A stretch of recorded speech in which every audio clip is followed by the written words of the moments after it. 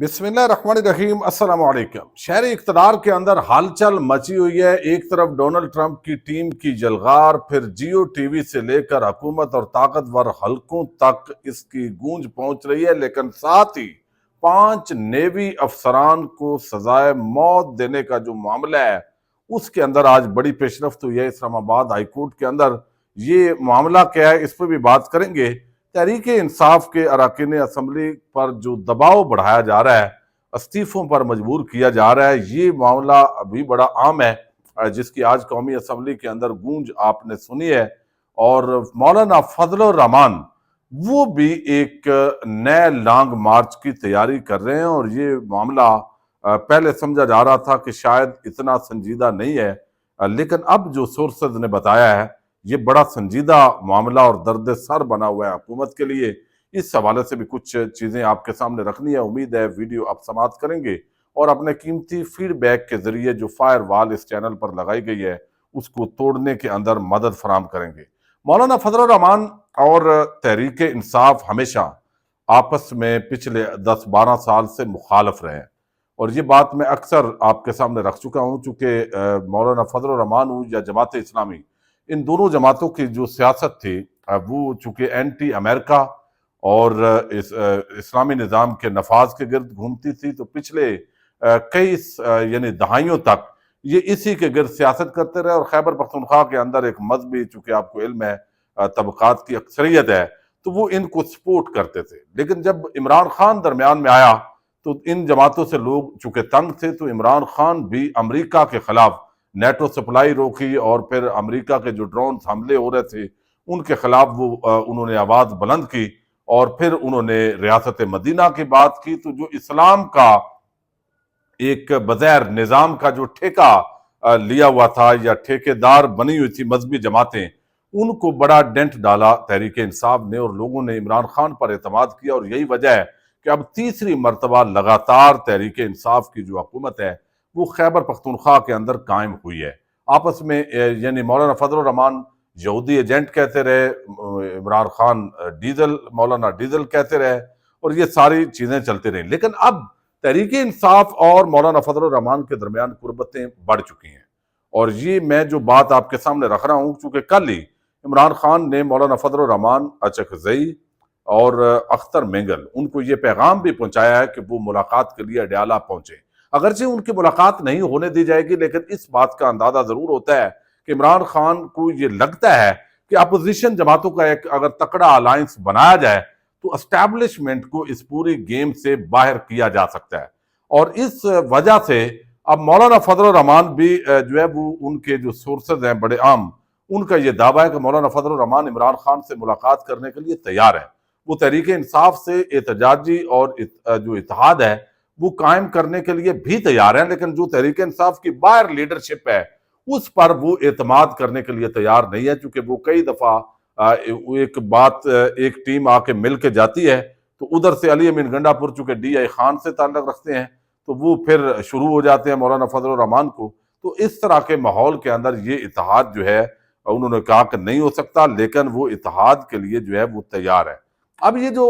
مدارس کا معاملہ ہے یہ تھوڑا سا مختلف ہے۔ یہ چونکہ سارا معاملہ ہوا تحریک انصاف کے دور میں، اس پر کنسنسس بلڈ ہوا، 10 نئے جو مدارس کے بورڈ ہیں وہ قائم کیے گئے، پہلے 5 تھے،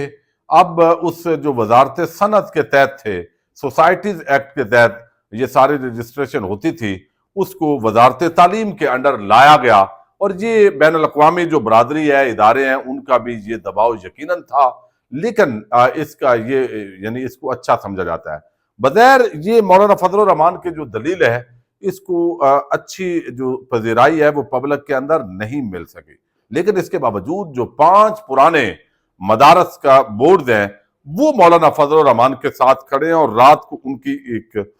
عام میٹنگ بھی ہوئی ہے۔ اگرچہ آج جو مولانا فضل الرحمان کی گفتگو ہوئی ہے قومی اسمبلی کے اندر، تو انہوں نے کہا ہے بھائی یہ ایکٹ بن چکا ہے، اس کا گزٹ نوٹیفیکیشن جاری کریں۔ عارف علوی جو ہیں ان کے پاس بھی اسی طرح پہنچا تھا، 10 دن بعد قانون بن گیا تھا۔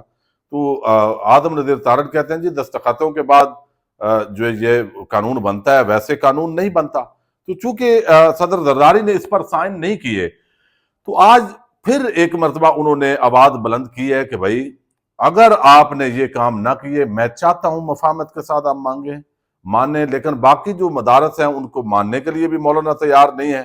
تو اگر آپ نہیں مانتے تو ویسے ہی وہ ایکٹ بن چکا ہے، گزٹ نوٹیفیکیشن جاری کریں، اگر ایسا نہیں کرتے تو پھر فیصلہ میدانوں کے اندر کرنے پر ہم مجبور ہوں گے۔ اور اس معاملے پر مولانا فضل الرحمان نے جو 5 بورڈز ہیں، وفاق المدارس ہے، اس میں تنظیم المدارس ہے، اس کے اندر سلفیہ کا مدارس بورڈ ہے، اہل تشیع کا ہے، اور جماعت اسلامی کا ہے، تو وہ وہاں پہ اتفاق ہو گیا ہے، اور تمام جو مدارس ہیں انہوں نے یقین دہانی کروا دی ہے ہیڈز نے کہ وہ اس احتجاج میں شریک ہوں گے۔ اب دیکھنا یہ ہے کہ آنے والے دنوں کے اندر اس معاملے پر مولانا فضل الرحمان قطعاً پیچھے ہٹنے کے لیے تیار نہیں ہیں۔ یہ بات میں آپ کو بڑے باوثوق جو JUI کے ذرائع ہیں ان کے حوالے سے بتا رہا ہوں۔ تو کچھ لوگ، میں بھی یہ سمجھتا تھا کہ مولانا مان جائیں گے، بیٹھ جائیں گے، تو یہ ایک بڑا تکڑا لانگ مارچ ہونے جا رہا ہے۔ حکومت اب اس کو تسلیم کرتی ہے، مطالبے کو تسلیم نہیں کرتی، کیا درمیانہ حل نکلتا ہے وہ ایک علیحدہ معاملہ ہے۔ لیکن جو آج سب سے بڑی خطرناک بات کی ہے وہ آج اسد قیصر صاحب نے کی ہے، اور یہ ایک بہت بڑا انکشاف انہوں نے کیا ہے۔ اور یہ تو میں سمجھتا ہوں کہ اسٹیبلشمنٹ اور حکومت جس طرح معاملات کو خراب کر رہی ہے، یہ اس پہ مزید آگے آگ جو ہے وہ پھینکنے والی بات ہے، تیل پھینکنے والی بات ہے۔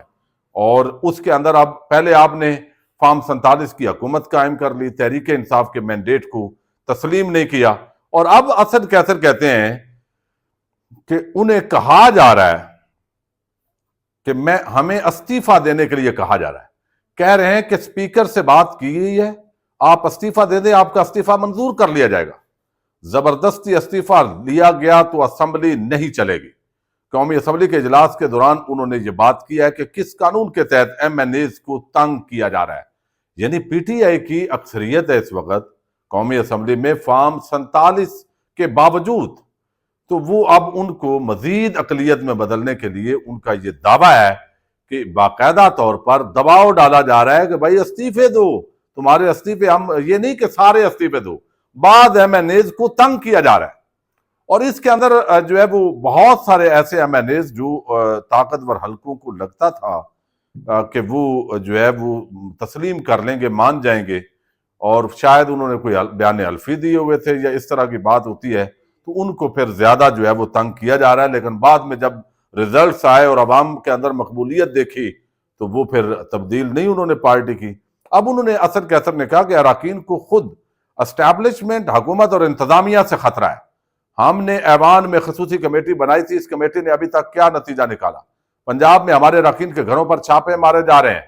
اور یہ سارا کام ہوا ہے۔ اور اس پر آپ آگے جو رانا تنویر ہے انہوں نے بھی اوٹ پٹانگ قسم کی باتیں کی ہیں، وہ زیادہ وزنی باتیں نہیں ہیں، لیکن بہرحال یہ ایک بڑا خطرناک انکشاف جو ہے وہ انہوں نے کیا ہے۔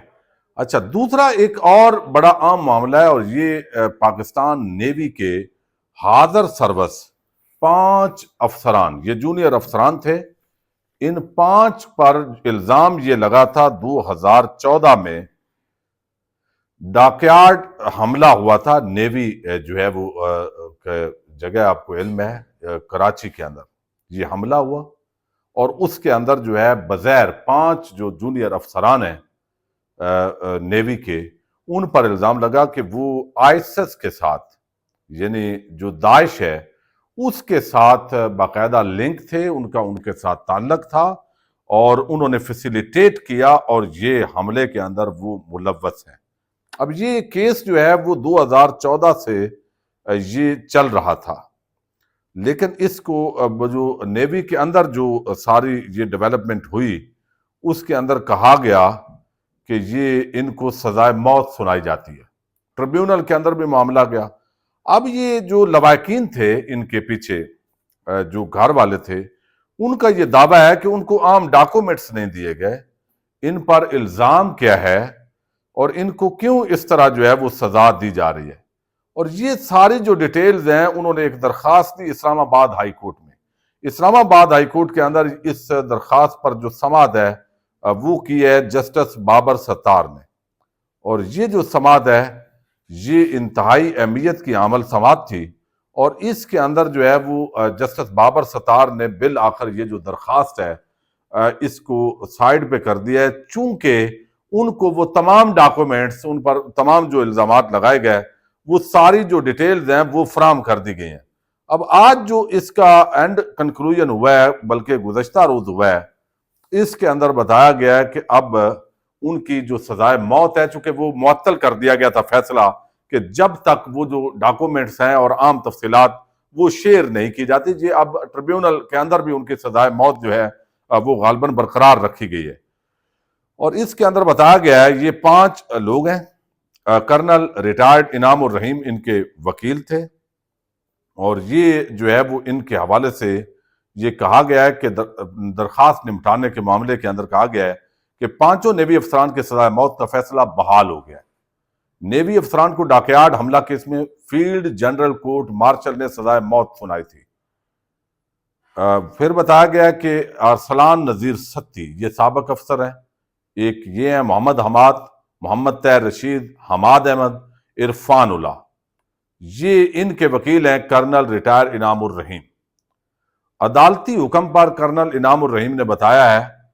کہ سرکاری وکیل کی موجودگی میں انکوائری رپورٹ اور فیصلے تک رسائی دے دی گئی ہے۔ چونکہ ان کو انکوائری رپورٹ نہیں دی جا رہی تھی اور فیصلے تک رسائی نہیں دی جا رہی تھی کہ آخر جو جن گراؤنڈز پر یہ فیصلہ ہوا ہے تو اس وقت تک سزائے موت جو ہے ان کو جو سنائی گئی ہے اس پہ عمل درآمد نہ ہو، تاکہ ہم اپیل پراپر طریقے سے کر سکیں۔ اب چونکہ جسٹس بابر ستار، آپ کو علم ہے، جب اس طرح کے کیسز میں انٹر ہوتے ہیں تو وہ پھر قانون کے زبان کے اندر جو ہے وہ جواب دیتے ہیں، تو انہوں نے طلب کیا، سب کو جواب مانگا، اور پھر یہ رسائی دے دی گئی، اور یہ درخواست پھر ظاہر ڈسپوز آف ہوئی، اور اب ان کی سزائے موت جو ہے